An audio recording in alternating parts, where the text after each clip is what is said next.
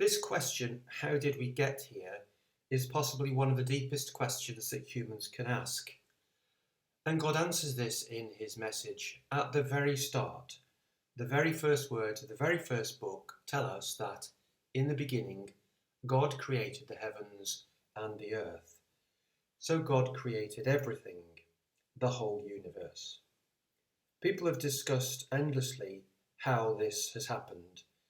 And you may be surprised to know that there are many scientists who know these words in Genesis and find them perfectly compatible with science. One such scientist, for example, is Francis Collins, who wrote this book. He was the person who led the human genome, or the human DNA sequencing project.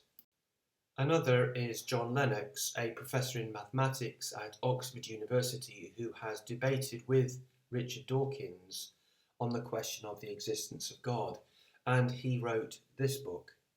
If you would like me to cover science and Genesis and how to rationalize these two accounts, then let me know and I'll record another video on this topic. The critical thing here, the key message, is that God did it.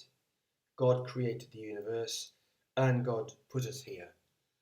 And this is a message which is found in many more places in the Bible. Let me just give you two examples. The first of these comes from the book of Psalms, which in some ways is a hymn book found in the middle of the Bible. This is from Psalm 104.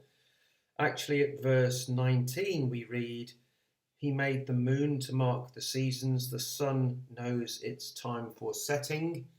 Or here, for example, at verse 24, which I've got on the screen, "O Lord, how manifold are your works, in wisdom you have made them all. The earth is full of your creatures." God is telling us that he made everything. The second example comes from another book from the wisdom section of the Old Testament, the book of Job, and at chapter 38. And at this point, God is talking to Job to correct his understanding, and he tells him, "Where were you when I laid the foundation of the earth? Tell me if you have understanding. Who determined its measurements? Surely you know, or who stretched the line upon it?"